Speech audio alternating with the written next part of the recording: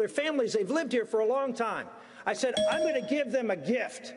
I'm going to give them a gift of being able to help the country they were born in. And we're going to export America.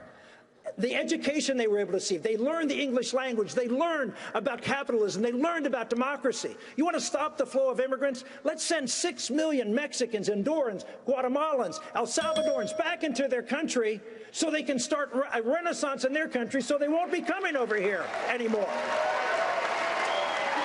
Senator Santorum, thank you. Governor Huckabee, former chairman of Joint Chiefs, Admiral Mike Mullen, has said the greatest threat to our security is our national debt. Our national debt is now on pace to top $19 trillion. Yet you, as well as Ms. Fiorina, have laid forward no plan to reform entitlements. How can you say you're going to pay down our country's debt without cutting Social Security or Medicare? Well, first of all, let's just remember that Social Security is not the government's money. It belongs to the people who had it taken out of their checks involuntarily their entire working lives. For the government to say, well, it's the fault of working people that we have a Social Security problem, no. It's the fault of a government that used those people's money for something other than protecting those people's accounts.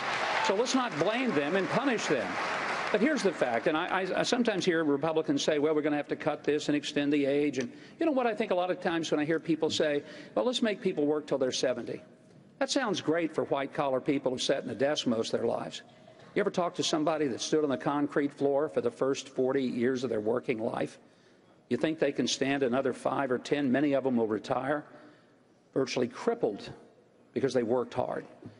And we're going to punish them some more? I don't think so. Here's the fact. 4% economic growth, we fully fund Social Security and Medicare. Our problem is not that Social Security is just too generous to seniors. It isn't. Our problem is that our politicians have not created the kind of policies that would bring economic growth. And I still support strongly that we get rid of the 77,000 pages of the monstrous tax code, pass the fair tax, supercharge this economy with the rocket fuel that happens with the consumption tax, and we don't have to cut Social Security to any senior who has worked their lifetime for it. Thank you, Governor Huckabee.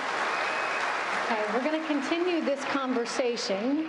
We're taking a quick break, and then coming up, the candidates' plans for strengthening the middle class. We are live in North Charleston with the Republican presidential debates. We'll be right back.